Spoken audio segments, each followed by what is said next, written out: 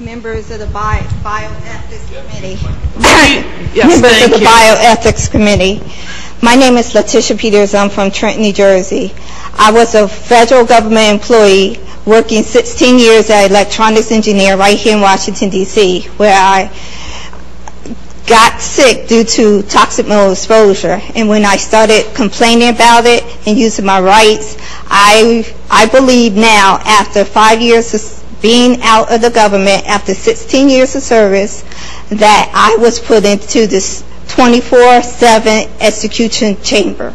And I, too, am looking for congressional investigations. I should be covered under the Whistle Protection Blowers Act.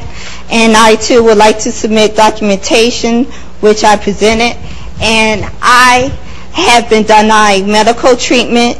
I have been disregarded as being non-human.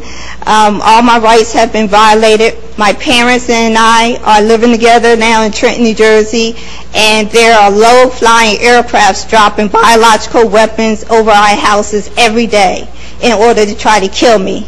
And I just want to demonstrate some of the evidence that I have and provide to you, because I've been trying to get to the president, but I know all of my information has been rerouted. So I, too, am requesting a congressional investigation as well.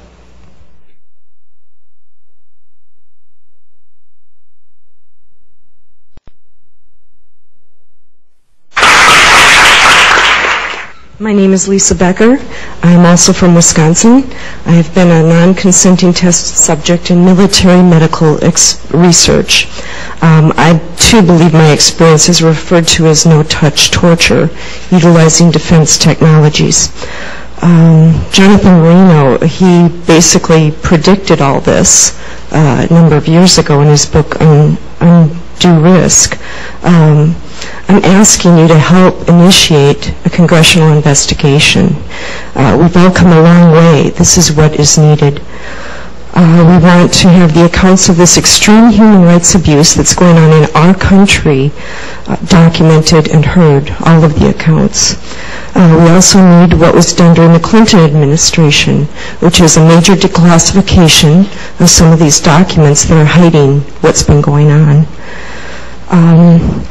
I speak for many when I say we've suffered long enough. My personal experience has been 10 years. I've been vilified. I've been ostracized. I've been tortured. I have burns on my body.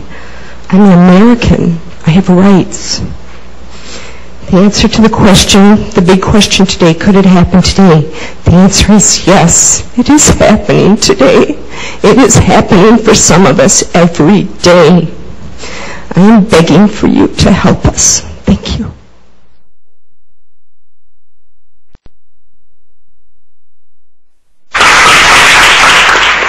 As you see, we have actually this is a minority of us.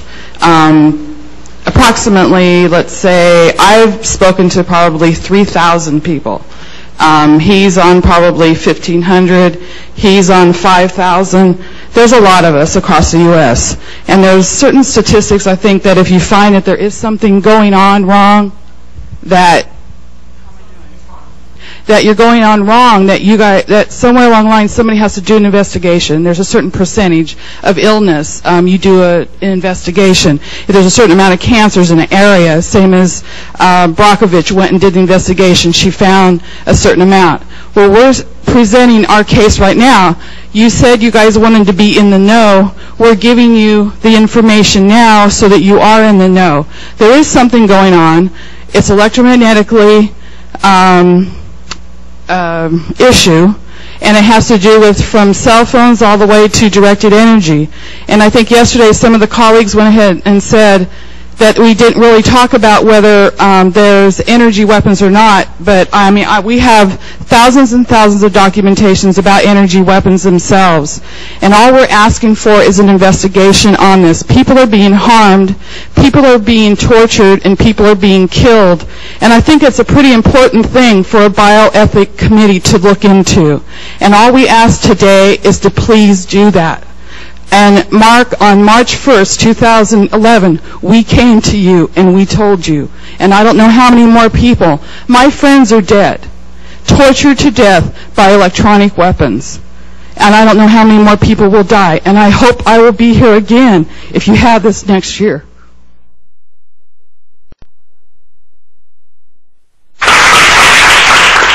In 2000, I was approached by an ex-Navy sub-diver, and he brought to my attention the use of an auditory weapon that he stole from the United States Navy.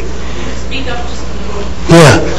He told me about this weapon that he stole from the Navy, and he told me how the weapon would affect the central nervous system of a human. And he wanted me to go out and assist him in certain things. And in 2006, my life changed. I woke up one night and I got a strong electrical shock in the center of my chest. From that, I started to have problems with my heart. I started having bigymnies, irregular rhythms. Went in and to the hospital. The doctors determined that I was getting electrical shock through my chest. Then I went in and had an operation done, ablation. And now this just keeps going on. From there, it went to my lungs. Then from there, it went to my kidneys. From there, it went to my bladder. From there, it went to my colon. And it keeps going on and on and on. Medically, I've been looked at and reviewed over and over and over again. My brother, he's a doctor. My sister, she's a nurse. My nephew's a nurse. And I've got people that have talked to me about medical situations and medical views. And I know exactly what's occurring is wrong, and I feel like I'm a test subject. And I've responded to the government, and the government responded back to me, but I've not seen no action.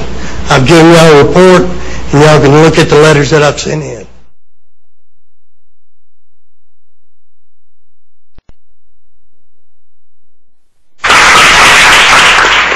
Hello, my name is Michaeline Jones.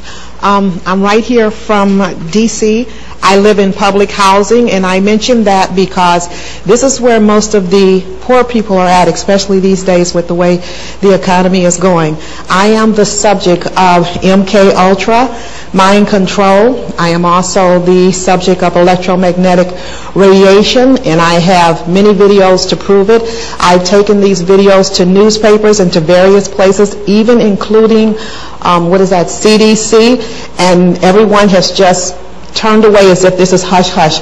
I've had lawyers deny me assistance because they said this is too big.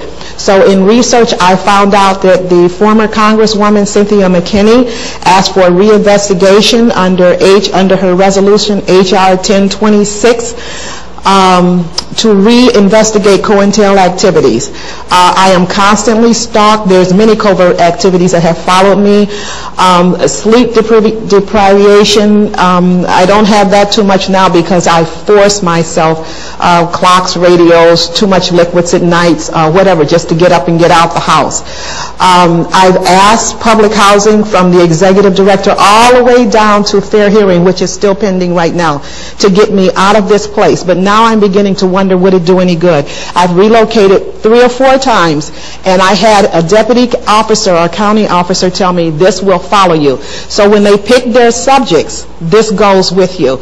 I would like all of this medical abuse to be investigated, and if possible for you to get back with us. I didn't know about this meeting until yesterday, and I do appreciate your letting me have this time to speak. Thank you.